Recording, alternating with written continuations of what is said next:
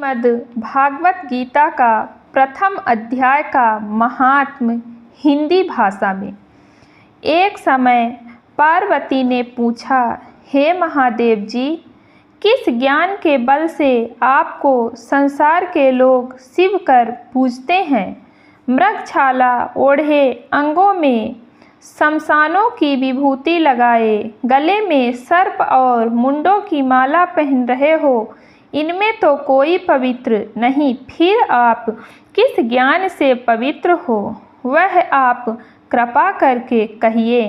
श्री महादेव जी बोले, हे प्रिय, सुनो, गीता के ज्ञान को हृदय में धारण करने से मैं पवित्र हूँ और उस ज्ञान से मुझे बाहर के कर्म व्यापते नहीं।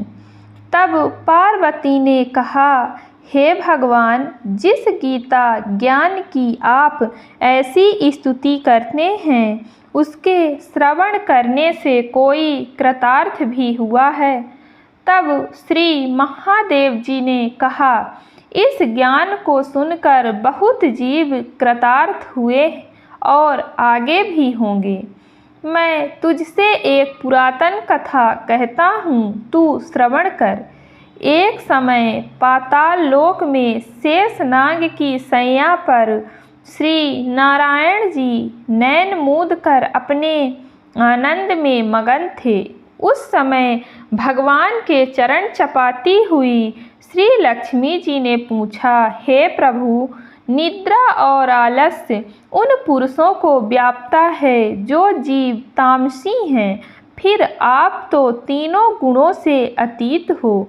श्री नारायण प्रभु वासुदेव हो, आप जो नेत्र मूंद रहे हो, यह मुझको बड़ा आश्चर्य है। श्री नारायण जी बोले, हे लक्ष्मी, मुझको निद्रा आलस्य नहीं व्यापता। एक शब्द रूप जो भगवत गीता है, उसमें जो ज्ञान है, उसके आनंद में मगन रहता हूँ। जैसे 24 अवतार मेरे आकार रूप हैं, तैसे यह गीता शब्द रूप अवतार है। इस गीता में मेरे अंग इस तरह हैं। 5 अध्याय मेरा मुख है, 5 अध्याय मेरी भुजा है, 5 अध्याय मेरा हृदय है और मन है, 16वां अध्याय मेरा उदर है, 17वां अध्याय मेरी जांघा है, 18वां अध्याय मेरे चरण हैं। गीता के जो श्लोक हैं सो मेरी नाड़ियाँ हैं और जो गीता के अक्षर हैं सो मेरे रोम हैं। ऐसा जो मेरा शब्द रूपी गीता ज्ञान है, जिनके अर्थ मैं हृदय में विचारता हूँ और बहुत आनंद को प्राप्त होता हूँ। श्री लक्ष्मी जी बोली, हे श्री नारायण जी, जब श्री गीता का इतना ज्ञान है तो उसको सुनकर कोई जीव कृतार्थ भी हुआ, सो मुझको कहो। तब श्री नारायण जी ने कहा, हे लक्ष्मी, गीता ज्ञान को सुनकर बहुत जीव कृतार्थ हुए हैं, सो तुम श्रवण कर। शूद्र वर्ण एवं प्राणी तथा चंडालों के कर्म करता था और तेल लवण का व्यापार करता था। उसने बकरी पाली। एक दिन वह बकरी चराने को बाहर गया, वृक्षों के पत्ते तोड़ने लगा। वहाँ सर्प ने उसे डस लिया। तत्काल उसके प्राण निकल गए। मरकर उसने बहुत नरक भोगे। फिर बैल का जन्म पाया। उस बैल को भिक्षु का ने मोल ले लिया। वह भिक्षु का उस पर चढ़कर सारा दिन भीख मांगता, फिर जो कुछ भिक्षा मांग कर लावे वह कुटुंब के साथ मिलकर खावे। वह बैल सारी रात द्वार पर बंधा रहे, उसके खाने पीने की भी खबर ना लेवे। कुछ थोड़ा सा भूसा उसके आगे डाल देवे। जब दिन चढ़े फिर बैल पर चढ़कर मांगता फिरे। कई दिन गुजरे तो वह बैल भूख का मारा गिर पड़ा, पर उसके प्राण छूटे नहीं। नगर के लोग देखकर कोई तीर्थ का फल दे कोई व्रत का फल दे पर उस बैल के प्राण छूटे नहीं। एक दिन गणिका आई, उसने मनुष्य से पूछा, यह भीड़ कैसी है? तो उन्होंने कहा, इसके प्राण जाते नहीं, अनेक पुण्यों का फल दे रहे हैं तो भी इसकी मुक्ति नहीं होती। तब गणिका ने कहा, मैंने जो पुण्य किया है उसका फल इस बैल के निमित्त दिया। इतना कहते ही बैल की मुक्ति हुई।